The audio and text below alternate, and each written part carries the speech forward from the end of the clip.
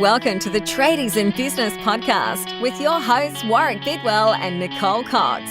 Divert your phone and grab a brew as Waz and Nick unpack tips, tales, secrets and stuff-ups from guests both inside and outside your trade, helping educate and inspire you to break the cycle of gut-busting and money stress and create a true trade business.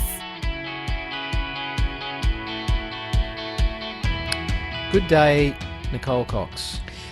Good day to you, fine sir. Not many people call me sir. I get very uncomfortable when I am called ma'am. Ma'am. Yes, ma'am. I once called, I don't know, occasionally you'll go into a shop and somebody will call you ma'am, or if you go to a swanky hotel or something. But I once called a staff member madam, and this is back in my retail days. Holy moly, I will never live that one down. Did she go off her rocker? Wow. I'm not a madam, I'm not a prostitute, blah, blah, blah. It was ridiculous. So there you are. Right, that was her interpretation.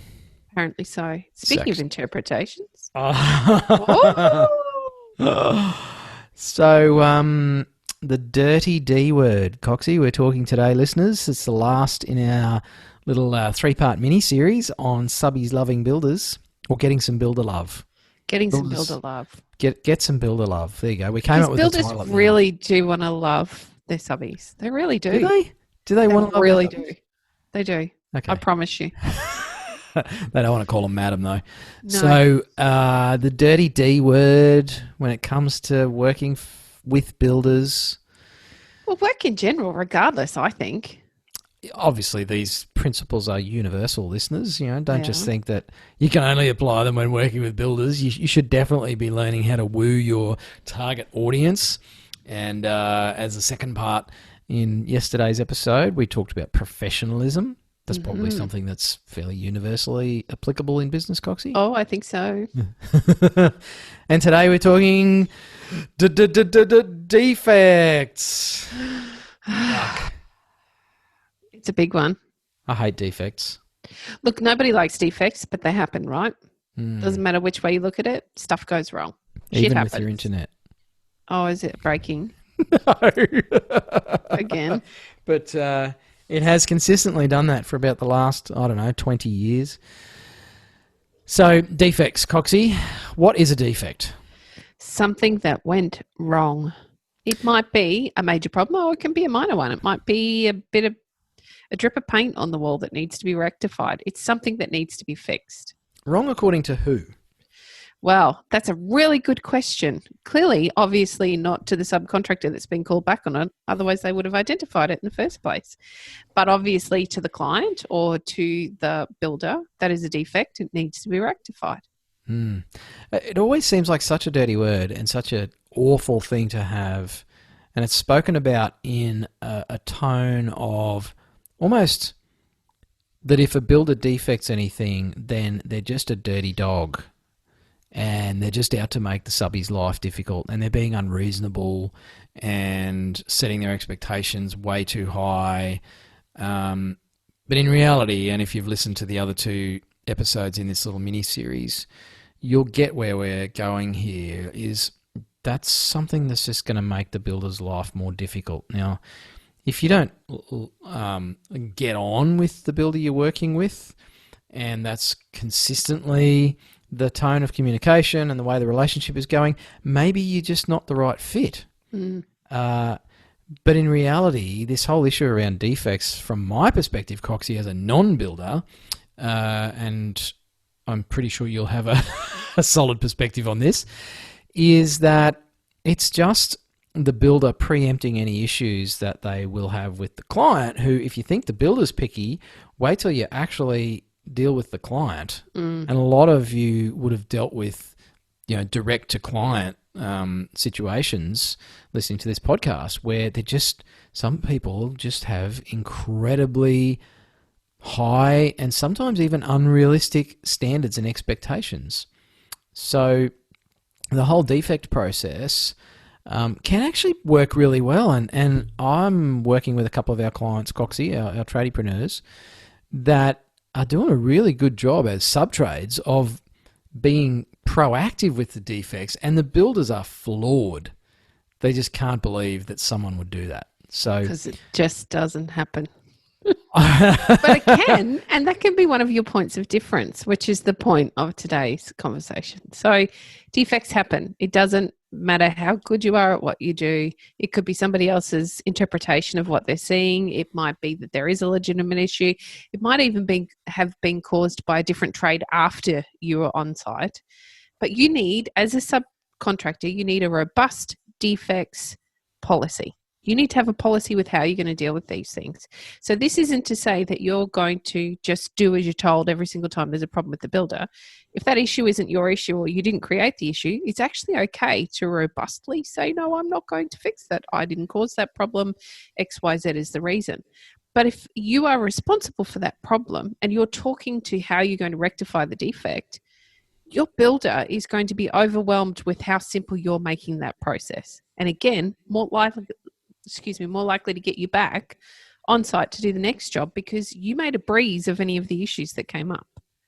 You're making it so much easier for the builder to want to work with you moving forward because there will be mistakes. You know, the fix out crew will come through and knock a hole in the plasterboard, or the electrician will put a hole in the wrong spot trying to locate the wires that the plasterer did stick out of the wall before he sheeted the wall, or the fall might not be quite right when the tiler does the tiling.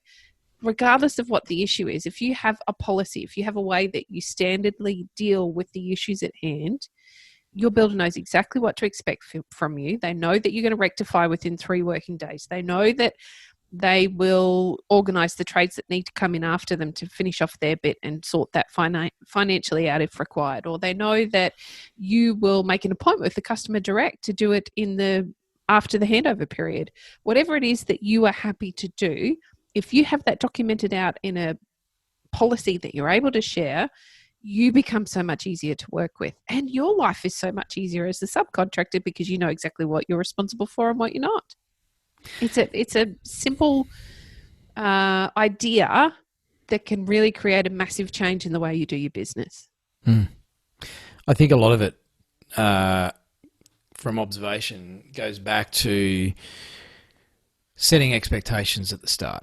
Mm-hmm. And it's a bit like that dating example. You know, you go ask the girl or the guy out and you end up hitting it off and starting a relationship, and then they find out that you've got more hair on your back than a woolly mammoth, and they didn't expect that. There's going to be a level of disappointment or shock, perhaps.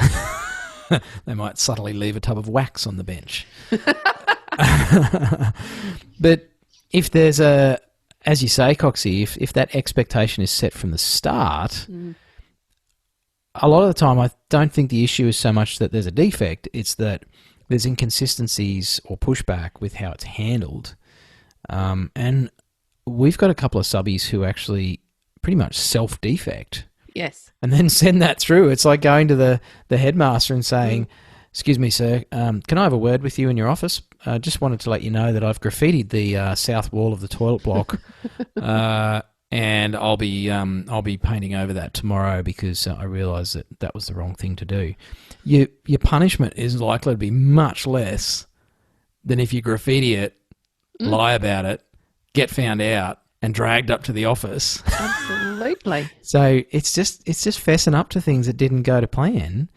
And I suppose it loops back to yesterday's episode, Coxie, of professionalism, where it's like, pick up the phone. Hey, man, I've just done a whip around after my guys are done and I've noticed this.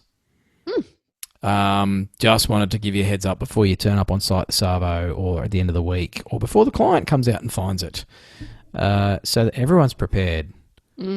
And then go back to that process you talked about where it's like, obviously we're going to fix it up, or can I meet you on site so we can chat about it because I don't reckon it was my boys. Yeah. But clearly you're going to think it was because we were here, but I reckon someone else has dropped welding splatter in the bathtub. And it's okay. I think the biggest point here is one that you've made. as builders, we expect defects. We're bound by defects with our clients. It's an expected part of the process, regardless of where you fit in this building system. There will be mistakes, there will be faults, there'll be defects. And so they need to be rectified. And that's really all we care about. What's the plan for rectifying them? I don't want to see you out of pocket. If it's not your fault, I'm quite happy to go and talk to the next person or find who is at fault and get it rectified. But if you are at fault or your team is at fault, then we need to get it rectified and we need to get it done ASAP. And I want you to make my life easier by explaining to me how you're going to get that done so I don't have to chase you every day until it's done. Make it simple. Just communicate to me what went wrong. Communicate to me how you're going to fix it. Do it right from the beginning of the relationship with your builder. If you lead with your defects policy, it doesn't mean that you're shit at what you do. It means that you care about the outcome. You care about the quality of your work so much you've taken the time to create a defects policy. And here it is. This is how we're going to make your life easier at the end of each job if there's any problems that come up. And then, as you said, Warwick, walk through. Do it yourself before the builder gets to site. Present him or her with, this is what went wrong, this is what went right. Hey, it took a bit longer than we thought. There was a problem on the plaster and the walls weren't quite straight. Something we spoke about with our painter that we work with recently. Before you even start work, if that plastering work looks cruddy, before you even put paint on the wall, call the builder and let them know, because then it's not your fault. He can come out, he can choose. I'm speaking he's here, but he or she can choose to come out and inspect prior to you doing your job and having to fix your job when it's not your fault. It's like the hire car. If you don't have a look at it before you drive off the lot and then tell the company about it, you're going to get pinned with it. Absolutely. Even if it was the person in the wash bay. So it's just that proactivity around defects and not being scared of the fact that, as you said, Coxie, I think it's a really good point, and probably my biggest takeaway is defects happen and they're going to happen. It's unrealistic to think that any job will go perfectly and that everyone will be 100% happy with every single thing from start to finish on a project. It's just not reality. It's more about getting on the front foot, accepting that they happen. And I think from a subby's point of view, if you're listening to this, you need to have that process in place to, protect yourself from spurious claims from clients as well. Not just builders, but, if the client is saying, I want that entire area of pool coping ripped up and redone, then you don't want to be the person who's getting stung with that because you didn't have a process in place and a pre-agreed level of commitment and standard as far as dealing with defects. So I think it's works both ways, Coxie. Most definitely. And all of this, I think, is as much about protection of you and your business as a subcontractor as it is about finding ways to work with builders. Absolutely. These are markers of good trade businesses, full stop. It's just that with all this money around at the moment, we wanted to dispel some of those myths of all builders being bastards, or they're out to make your life difficult or to take your money off you or make you fix stuff that isn't your fault. So very much this is about protecting you all as business owners. And like anything, there is a minority that gives the majority a bad name. Definitely. But we don't have to assume that the minority is representative of everybody. So just because there are some builders out there that have some questionable practices, there's also plumbers, tilers, electricians, roofers, glaziers, floor sanders, painters that have, given the rest of you a bad name. And they're the minority. So it's the same for any business, accountants, bookkeepers, mechanics, like you name it. There's someone who's done something dodgy. We're humans. Humans are prone to that sort of stuff, a small percentage of the population. Most builders, certainly in our experience, Coxie, most builders are just trying to do exactly what you're doing, listeners, if you're a subby. They're just trying to feed their family, keep their clients happy, make some money, and have less stress than they had yesterday. Absolutely. And so if you sent a schmooze letter out that said, hey, I'm just trying to do this and I'm looking for builders who want to do the same, could we have a chat? And then you turned up in your polo shirt and tucked it into your shorts and didn't have sauce in your beard or whatever and didn't smell like, 3 weeks ago's shower that you should have had, and show a bit of professionalism, and then work with your builder as a partner and have a process and just some basic systems in place, I think you'd be surprised how much work you'd end up getting flooded with from builders. Because like, hey, man, I've heard about you. We need you on our jobs. And Coxie's nodding her head off her shoulders here because I suspect she's made some of those phone calls over the years to subbies. I've had a few in my time, but that's it. I think you've put a perfect bow on it. That's really summarizes the point we're trying to get across in this series today. So thank you for doing so eloquently. You're welcome, and thank you for letting me just jump right in and do that without asking. Did it well. Thank you. Well, Coxie, thank you so much for sharing your insight and inside knowledge on builders, and I guess what makes it easier to work with you as a class of people, builders. It's funny, isn't it? It's like this whole other species.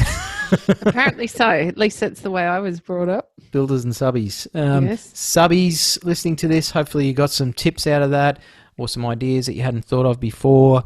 Maybe it's just giving you a bit of validation that the path you're on is a good one. Stick with it, please, because the builders out there need more subbies like you, and if you can teach a few more subbies to do the same, the world will be a happy place.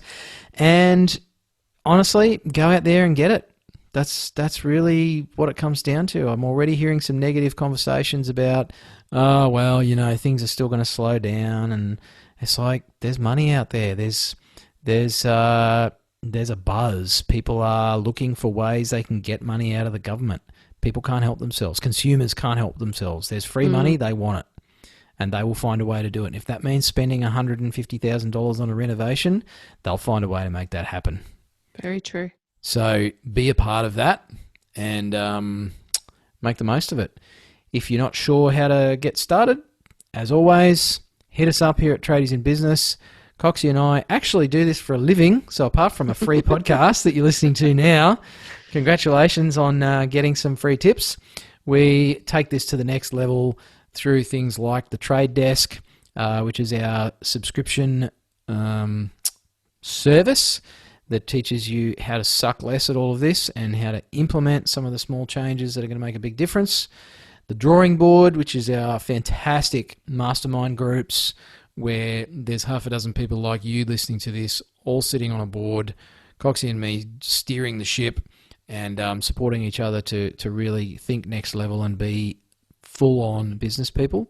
And then, of course, there's our tradiepreneurs who are working with Coxie and I one-on-one, customised business coaching, 100% commitment from both sides to really get stuff cranking in your business and, maybe get that business that works without you so that you can kick back and take a holiday every once in a while.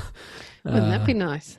So go to the website, tradiesinbusiness.com.au, hit the Work With Us page, and you'll find out all the different ways we can get you a little bit more support than a free podcast. Apart from that, Coxie, thanks again, and give us some feedback if you like this little series and you'd like us to dig into any other issues around subbies, builders, regulation, safety, processes, whatever. Hit us up. We're always keen for feedback from you as a listener. So thanks again. Hooroo.